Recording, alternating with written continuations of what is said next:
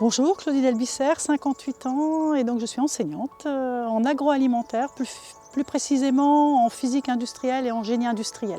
Le point de départ d'Enigmalim, si vous voulez, ça date de 2014. En fait, en 2014, le ministère de l'Agriculture lance le projet agroécologique pour la France. Donc l'objectif, si vous voulez, de ce plan national enseigner à produire autrement pour l'agroécologie avait pour vocation première de former nos apprenants à l'agroécologie. Il s'avère qu'assez rapidement, les établissements agricoles de Lorraine, en 2016, ont décidé d'organiser un événement phare dans chaque établissement, l'Agroécologie Tour. En 2019, la thématique que nous avons retenue pour cette journée agroécologique, c'est la thématique des systèmes alimentaires durables et territoires. Et donc là, on est en plein, si vous voulez, sur la question des transitions. Alors il y a la transition agricole avec l'agroécologique, mais il y a aussi la transition alimentaire. Et en fait, en 2019, on s'est rendu compte que la loi Egalim, qui était parue en 2018, eh bien, elle traite de la question de ces transitions.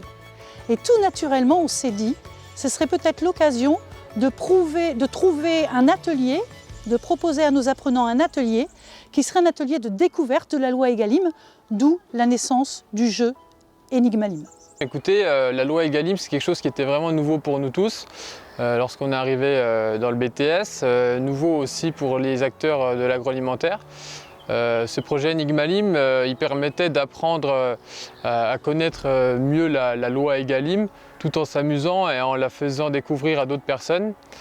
Personnes qui travaillent plus ou moins dans le domaine agroalimentaire ou non. Dès le départ, on était d'accord qu'on voulait un jeu qui soit transportable. On est parti sur des jeux de cartes, enfin principe d'escape game et de jeux de cartes, avec des cartes rouges qui sont des cartes énigmes et des cartes bleues qui sont une aide, un indice ou une clé de décodage pour résoudre les énigmes. On a eu l'occasion de former des étudiants à être maîtres du jeu, donc comme Paul et d'autres. Écoutez, être maître du jeu va correspondre à expliquer un thème bien particulier de la loi Egalim à une personne en le faisant jouer sur des petits jeux assez pédagogiques, c'est-à-dire des jeux qui vont remettre en lien les différentes étapes de la loi Egalim, aussi bien pour le gaspillage alimentaire et bien d'autres thèmes.